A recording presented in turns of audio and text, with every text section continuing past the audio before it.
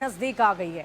अक्टूबर के पहले हफ्ते में कभी भी चुनाव का ऐलान हो सकता है और ऐसे में राजनीतिक दल के नेताओं का दौरा काफी तेज हो गया है।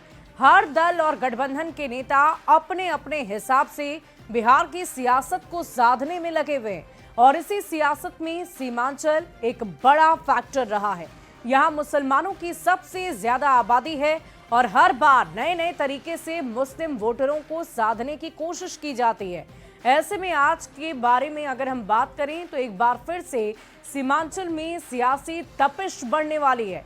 केंद्रीय गृह मंत्री अमित शाह आज अररिया में बीजेपी की बैठक करेंगे और सीमांचल को साधने के लिए चुनावी रणनीति बनाएंगे। तो सीएम नीतीश कुमार भी आज सीमांचल के कटिहार में साहित्य रत्न दिवंगत अनूप लाल मंडल की प्रतिमा का अनावरण करेंगे। साथ ही साथ जेडीयू कार्यकर्ताओं से सीधा संवाद करेंगे। वहीं सीमांचल में जमीन तलाशने में जुटे ओवैसी ने भी डेरा डाल रखा है और आज अपनी यात्रा के चौथे दिन वो कटिहार में न्याय यात्रा के तहत कई कार्यक्रमों में शामिल होंगे, जबकि नेता प्रतिपक्ष तेजस्वी यादव भी सीमांचल में अपनी पार्टी के लिए संभावनाओं को तलाशने में जुटे हुए हैं और किशनगंज पहुंच रहे हैं, जहां वे कोचा धामन में जनसभा को संबोधित करेंगे।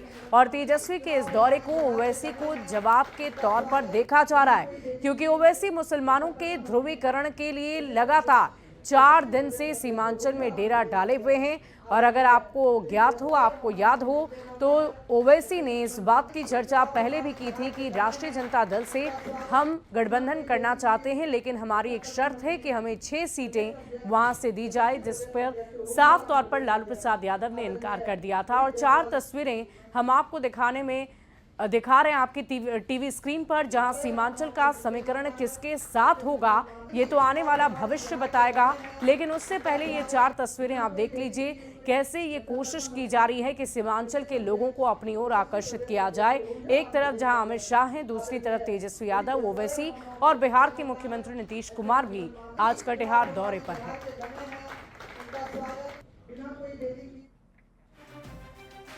और बीजेपी के चाणक्य माने जाने वाले केंद्रीय गृह मंत्री अमित शाह 2 दिनों के बिहार दौरे पर हैं और इस दौरान शुक्रवार को बीजेपी के कई नेता और संगठन के लोगों के साथ बैठक कर महत्वपूर्ण जानकारी ली।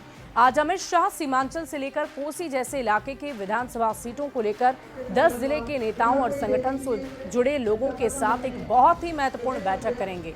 इस पूरी खबर पर और अधिक जानकारी दे रहे हैं न्यूज 18 संवाददाता आनंद अमृतराज।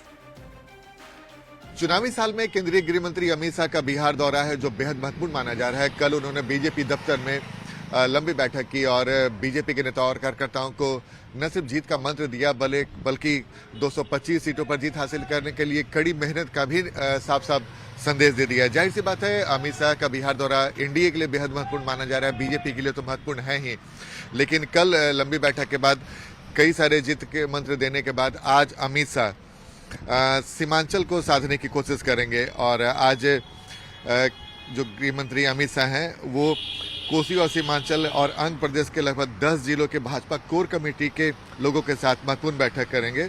और जाहिर सी बात है, इस दौरान लगभग 49 से 50 विधानसभा क्षेत्रों के जो प्रतिनिधि है वो इसमें बैठक में शामिल होंगे। इस बैठक के बारे में भी बताया जा रहा है कि लगभग 2 से ढाई घंटे तक ये बैठक चलेगी और अमित शाह इस बैठक के बाद कार्यकर्ताओं को संबोधित भी करेंगे और ये बताएंगे कि ज़्यादा से ज़्यादा सीटों पर कैसे जीत हासिल करना है। और जाहिर सी बात है, अमित शाह का ये दौरा कई मायनों में बेहद महत्वपूर्ण है। अमित शाह न सिर्फ ज़मीनी हकीकत जानने की कोशिश कर रहे हैं बिहार में बीजेपी और एनडीए के नेता, एनडीए के उम्मीदवारों को लेकर, बल्कि ज़मीनी स्थिति क्या है और बिहार सरकार जो विकास कार्य कर रही है, केंद्र सरकार जो विकास कार्य कर रही है, उसका कितना असर जमीन पर है। तो जाहिर सी बात है, तमाम जानकारियों के बाद ये बैठक बेहद महत्वपूर्ण माना जा रहा है। तो आज के इस बैठक में क्या कुछ निकलता है ये देखना बेहद दिलचस्प होगा। कैमरामैन सुबोध के साथ आनंद अमृतराज, न्यूज 18 नेटवर्क, पटना। और देखिए, अमित शाह के दौरे को लेकर एनडीए में सरगर्मी काफी तेज हो गई है। शुक्रवार को अमित शाह ने मैराथन बैठक कर एनडीए नेता और कार्यकर्ताओं को जीत का मंत्र दिया है। वहीं आज भी अमित शाह सीमांचल से लेकर अंग क्षेत्र के 10 जिलों के नेताओं से लेकर कार्यकर्ताओं के साथ साथ संगठन के लोगों के साथ बहुत ही महत्वपूर्ण बैठक करेंगे, जिसकी जानकारी बीजेपी के प्रदेश अध्यक्ष दिलीप जायसवाल ने दी है।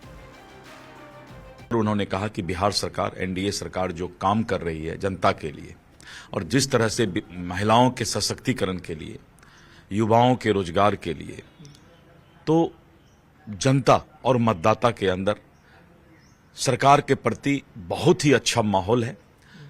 और इस माहौल को जो जनता चाहती है, मतदाता चाहती है कि फिर से एनडीए सरकार बिहार में भारी बहुमत से बने, कार्यकर्ता उसके लिए जो है कमर कस करके चुनाव के लिए तैयार हो जाए। आज फिर हम लोग, कल 10 संगठन जिला का बैठक बेतिया में हुआ, आज तिरहुत और मिथिला, ये 2 क्षेत्र का बैठक, करीब 10 जिला का बैठक जो है सरायरंजन समस्तीपुर में है। और वहां भी हमारे प्रमुख कार्यकर्ता, विधायक, सांसद, विधान पार्षद सभी लोग आएंगे और वहां पर भी जो है इस क्षेत्र के बारे में क्षेत्रवार वो चर्चा कर रहे हैं। और इसके बाद यहां से वो अररिया के फारबिसगंज जोगबनी में जाएंगे और वहां पर जो है भागलपुर, पूर्णिया और कोसी 3 प्रमंडल के प्रमुख कार्यकर्ता, और वहां पर तो बूथ तक के कार्यकर्ताओं से वो संवाद कर रहे हैं। और इस तरह करके जो है पूरे कार्यकर्ताओं के अंदर उन्होंने जोश भरने का काम किया है। आने वाले समय में बिहार में भारी बहुमत से एनडीए की सरकार बने। और आइए अब जरा सीमांचल के समीकरण को समझते हैं और ये बताते हैं कि मुस्लिम बहुल सीमांचल में ओवैसी आखिर कितना बड़ा फैक्टर हो सकता है। क्यों तमाम राजनीतिक दल, तमाम सियासी दिग्गज नेता सीमांचल को साधने की कवायद कर रहे हैं। दरअसल सीमांचल में 4 जिले शामिल हैं, पूर्णिया, कटिहार, किशनगंज और अररिया। ये इन 4 जिलों को सीमांचल कहते हैं। और सीमांचल में विधानसभा की कुल मिलाकर 1-2 नहीं बल्कि 24 सीटें हैं। सीमांचल में मुसलमानों की आबादी आपको बता दें तो लगभग 65% है। और सीमांचल में बांग्लादेशी घुसपैठ एक बहुत बड़ा मुद्दा है। 2020 में एनडीए के खाते में 12 सीट गई और 2020 के चुनाव में एआईएमआईएम को 5 सीट मिली है। बाद में ओवैसी के 4 एमएलए और आरजेडी में शामिल हुए और इस बार ओवैसी की साख दांव पर लगी हुई है।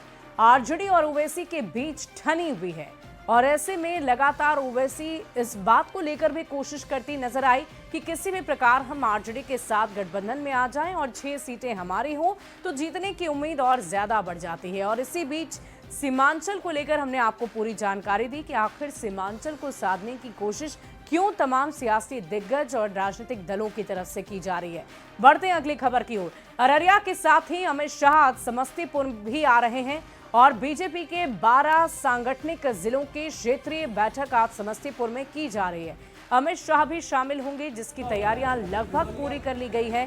गृह मंत्री अमित शाह करीब 12 बजे समस्तीपुर पहुंचेंगे, जिसके बाद कार्यक्रम में हिस्सा लेंगे। गृह मंत्री अमित शाह आज सरायरंजन के अभियंत्रण महाविद्यालय समस्तीपुर के इस सभा हॉल में कार्यकर्ताओं को संबोधित करेंगे। जो मिथिला और तिरहुत क्षेत्र के कार्यकर्ता हैं यहाँ पे आएंगे, जिनमें जिला अध्यक्ष और महामंत्री, पूर्व सांसद, पूर्व विधायक, सांसद और वर्तमान के जो विधायक हैं वो इस भाग में भाग लेंगे। और इस में क्या कुछ तैयारी है उसके बाद आज भारत के यशस्वी गृह मंत्री सहकारिता मंत्री जी का आज समस्तीपुर के पावन धरती पर आगमन है और उसके लिए जो 10 जिलों से जो संगठन जिला है उसके सम्मानित हमारे डेलीगेट लोग आ रहे हैं। उन्हीं को आगे के आने वाले दिनों में जो चुनाव होना है उसके बारे में वो विस्तार से रणनीति हम लोगों को बताएंगे कि कैसे 2025 में 225 सीट हम लोग कैसे जीते, इसके बारे में हम लोगों को। क्षेत्र के प्रमुख कार्यकर्ता यहाँ उपस्थित हो रहे हैं। उनको 2025 में किस प्रकार भारतीय जनता पार्टी और एनडीए गठबंधन 225 सीट हासिल कर सके उसके गुर सिखाए जाएंगे और कार्यकर्ता फिर जाकर के अपने क्षेत्रों में वो प्रयास करेगा और वह सफल प्रयास होगा। इसमें डेलीगेट हैं, उनका भी पहुंचने का सिलसिला शुरू हो गया है और यहाँ पे करीब 500 डेलीगेट इस सभागार में आएंगे। और 2025 का जो विधानसभा चुनाव होने हैं उसको लेकर गृह मंत्री अमित शाह भाजपा कार्यकर्ताओं को मूल मंत्र देंगे। जीत का मंत्र उनके द्वारा दिया जाएगा और उसके बाद एक अच्छी रणनीति उनके द्वारा बताई जाएगी, जिसपे यह कार्यकर्ताओं को आगे काम करनी है। Mukesh Kumar, news 18 network, Samastipur. बढ़ते हैं अगली खबर की ओर। आई लव मोहम्मद को लेकर बरेली में हिंसक झड़प, पथराव और फायरिंग हुई, तो वहीं उत्तर प्रदेश के करीब आधा दर्जन जिलों में लोगों ने हाथों में बैनर पोस्टर लेकर जबरदस्त प्रदर्शन किया है। ज्यादातर जगहों पर जुम्मे की नमाज के बाद लोगों ने बिना इजाजत के ही जुलूस निकाली, जिसकी वजह से कई जगह तनावपूर्ण स्थिति हो गई। और अब जब पुलिस इन प्रदर्शनकारियों को रोकने के लिए पहुंची तो कई जगह पर जुलूस निकाल रहे लोगों की पुलिस के साथ झड़प भी हो गई है। बरेली के अलावा मऊ, चंदौली, कासगंज, बाराबंकी के अलावा मध्य प्रदेश की राजधानी भोपाल और बिहार के अररिया जिले में भी लोगों ने जुलूस निकालकर माहौल बिगाड़ने की कोशिश की है। और ये तस्वीरें हम आपको आपकी टीवी स्क्रीन पर दिखा रहे हैं, कैसे बवाल मचा हुआ है आई लव मोहम्मद लिखे जाने को लेकर। और देखिए, बरेली में बवाल की तस्वीरें हम आपको दिखा रहे हैं, बाराबंकी में ये जुलूस जो निकाली गई उसकी तस्वीरें देखिए, मऊ में बवाल की कोशिश की गई है, चंदौली में भी जुलूस निकाली गई, भोपाल में पोस्टर लगाए गए हैं और अररिया में भी प्रदर्शन किया गया है। कासगंज में सड़क पर प्रदर्शनकारी उतरे हैं, जिसकी अलग अलग तस्वीरें हम आपको आपकी टीवी स्क्रीन पर दिखा रहे हैं। और देखिए, आई लव मोहम्मद पोस्ट से शुरू हुआ विवाद अब बिहार तक पहुंच चुका है। अररिया के जोगबनी इलाके में हालात काफी ज्यादा बिगड़ गए हैं, जब सोशल मीडिया पर किए गए एक पोस्ट पर युवकों ने आपत्तिजनक टिप्पणी कर दी है। इसके बाद माहौल गर्मा गया और मुस्लिम युवकों ने विरोध जताते हुए जबरदस्त हंगामा किया। दुकानों को जबरन बंद करवाने की कोशिश की गई और कई जगहों पर पत्थरबाजी की घटनाएं भी सामने आई है। आप तस्वीरें भी देख पा रहे होंगे। मामला यहीं पर नहीं थमा, दूसरे पक्ष के युवक भी सड़क पर उतर आए और नारेबाजी करने लगे, जिससे तनावपूर्ण स्थिति हो गई। हालात को काबू में लाने के लिए पुलिस प्रशासन हरकत में आई। एसपी अंजनी कुमार ने न्यूज़ 18 से फोन पर बातचीत में ये बताया कि सोशल मीडिया पर आपत्तिजनक टिप्पणी के बाद कुछ युवक काफी उग्र हो गए थे। उन्होंने साफ किया कि इस मामले में दिए गए आवेदन पर कार्रवाई की जा रही है। फिलहाल सीसीटीवी फुटेज खंगाला जा रहा है ताकि ये पता लगाया जा सके कि किन असामाजिक तत्वों ने उपद्रव किया है। प्रशासन की कोशिश है कि हालात को जल्द से जल्द सामान्य किया जा सके और दोनों पक्षों के बीच और कोई टकराव ना हो। तस्वीरें भी हम आपको दिखा रहे हैं। मुस्लिम युवकों ने जबरदस्त पथराव किया है, दुकानों को जबरन बंद करा दिया है, जिसकी तस्वीरें आपकी टीवी स्क्रीन पर है। ठीक है, दुकान बंद करवाते आ रहा था, वो लोग आ रहा था। भाई अपना शांतिपुर क्या है नहीं हम लोग को पता नहीं। हम लोग दुकान में बैठे हुए थे यहाँ पे, इधर से बॉर्डर तक किया वो लोग जुलूस, उधर से आया तो मेरा मार्केट में घुसने का लूटपाट किया। ये देखिए सामान और पथराव किया है, जिसमें मेरा आँख में चोट हुआ, पूरा तोड़-फोड़ किया है यहाँ पे। क्या नाम हुआ? मेरा नाम मनोज पोद्दार है। दुकानदार हैं? हम ही दुकानदार हैं, यहाँ के दुकानदार। और इसी बीच पूर्णिया में असदुद्दीन ओवैसी ने एक बड़ा बयान दे डाला है। आई लव मोहम्मद पर मचे बवाल को लेकर ओवैसी ने कहा है कि इसमें दिक्कत ही आखिर क्या है, इसमें कोई देश विरोधी या हिंसा भड़काने वाली बात तो हुई नहीं। पूर्णिया में ओवैसी ने कहा कि मोहब्बत की बात को इतनी तकलीफ देने वाली बातें क्यों इसे दिखाया जा रहा है, आखिर इस बात से इनको इतनी तकलीफ हो क्यों रही है। इसका मतलब है ये लोग मोहब्बत के खिलाफ हैं और आप मोहब्बत को मानते ही नहीं है। इसमें कौन सा एंटी नेशनल बात है, इसमें कौन सा वायलेंस का प्रमोशन का बात है। जब लफ्ज लव आ रहा है तो उसमें आपको तकलीफ क्यों रही, इसका मतलब आप लव के खिलाफ हैं, आप मोहब्बत को मानते ही नहीं है। वो मुगल आजम का एक गाना था, जिंदाबाद जिंदाबाद मोहब्बत जिंदाबाद, दोबारा प्ले करना पड़ेगा इन लोगों के लिए। देखिए एक बात प्लीज समझिए, आर्टिकल 25 संविधान में क्या फ्रीडम ऑफ रिलीजन में मुझे। और देखिए, पूर्णिया में आई लव मोहम्मद विवाद पर ओवैसी ने कहा कि इसमें कौन सी एंटी नेशनल बात हो गई है। ओवैसी के इस बयान के बाद बिहार की सियासत गर्मा गई है। एनडीए के नेताओं ने निशाना साधा, वहीं दूसरी तरफ महागठबंधन ने इस विवाद पर एनडीए पर ही निशाना साधा है। आई लव मोहम्मद के स्लोगन को लेकर छिड़ा विवाद राष्ट्रीय एकता और अखंडता को चोट पहुंचाने वाला है। इस स्लोगन को कोई भी राष्ट्रभक्त मुसलमान स्वीकार नहीं करेगा। ओवैसी साहब हमेशा मुस्लिम राजनीति का चोला ओढ़े रहने के लिए नया नया विवाद उत्पन्न करते रहते हैं। उन्हें मालूम होना चाहिए कि काशी के मुसलमान बाबा विश्वनाथ का नाम श्रद्धा के साथ लेते हैं। विश्व विख्यात शहनाई वादक बिस्मिल्लाह खां की सुबह ही बाबा के स्मरण से होती थी। उनके मंचों के पीछे भी देवी देवताओं की भव्य तस्वीर रहती थी। इसलिए ओवैसी साहब धार्मिक उन्माद पैदा कर अपनी राजनीतिक रोटी न सेकें। देखिए, जो पैगंबर मोहम्मद साहब के अनुयायी हैं वो आई लव मोहम्मद बोलेंगे, इसमें क्यों आपत्ति है किसी को। जो प्रभु श्री राम के अनुयायी हैं वो जय श्री राम बोलेंगे, जो प्रभु शिव शंकर के अनुयायी हैं वो जय शिव बोलेंगे। कोई अरदास करेगा, कोई गुरु बंदगी करेगा, सबका अलग धर्म है, अलग मजहब है, अलग पंथ है, सब अपने अपने हिसाब से पूजा अर्चना करते हैं, इसमें क्यों आपत्ति है किसी को। और जान लीजिए, इस तरह का विवाद खड़ा करने वाले आप ही जैसे लोगों ने एक बार इस देश को तोड़ा है। एक बार और ऐसे षड्यंत्र का शिकार मत होइए, आपका देश टूटेगा। देखिए, भारत का संविधान भारत के प्रत्येक व्यक्ति को अपने धर्म का पालन करने और उसका आदर करने की पूरी आज़ादी देता है। नीतीश कुमार जी और जनता दल यूनाइटेड की नीति शुरू से ही संविधान के उच्च आदर्शों और संविधान के मूल मान्यताओं में विश्वास की रही है। सेकुलरिज्म और सर्वधर्म समभाव हमारी मूल आत्मा रही है। नीतीश कुमार जी का राजनीतिक इतिहास यह गवाह रहा है कि वह सभी धर्मों के प्रति समान आदर के आग्रही रहे हैं और बिहार में सांप्रदायिक सद्भाव और सांप्रदायिक शांति ही हमारी सबसे बड़ी पूंजी रही है।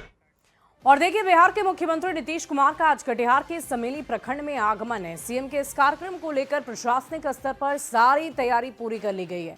बिहार के मुख्यमंत्री नीतीश कुमार प्रखंड मुख्यालय समेली के प्रांगण में साहित्य रत्न स्वर्गीय अनूप लाल मंडल के प्रतिमा का अनावरण करेंगे। साथ ही 249.77 करोड़ की योजनाओं का शिलान्यास और उद्घाटन उनकी तरफ से किया जाएगा। सीएम के आगमन को लेकर स्थानीय लोगों में काफी उत्साह का माहौल है। मुख्यमंत्री जी आ रहे हैं समेली, क्या कुछ कार्यक्रम हुआ? नहीं, तो बहुत खुशी की बात है। पिछले दिनों माननीय मुख्यमंत्री जी का मौसम खराब होने के कारण कार्यक्रम स्थगित हो गया था, लेकिन मुख्यमंत्री जी का कार्यक्रम है और सबसे पहले वो यहाँ आएंगे। और देख रहे हैं हम लोग हेलीपैड में खड़ा है और अनूप लाल जी जो साहित्य रत्न है इसी समेली के थे, उनका एक प्रतिमा लगा है, उसका आवरण होगा। और इसी बीच सिवान से एक बड़ी खबर का रुख कर लेते हैं। विद्युत सब स्टेशन में भीषण आग लग गई है। ट्रांसफार्मर में लगी आग से हड़कंप मच गया है। धू-धू का ट्रांसफार्मर जल गया। फायर ब्रिगेड ने आग पर काबू पाया। सरकारी इंजीनियरिंग कॉलेज के पास ये सब स्टेशन है। मुफस्सिल थाना क्षेत्र की घटना बताई जा रही है। सिवान से बड़ी खबर, तस्वीरें एक्सक्लूसिव आपकी टीवी स्क्रीन पर है। विद्युत सब स्टेशन में लगी भीषण आग की ये तस्वीरें हम आपको दिखा रहे हैं। ट्रांसफार्मर में भीषण आग लगी है और आग लगने से हड़कंप मचा हुआ है। और फिलहाल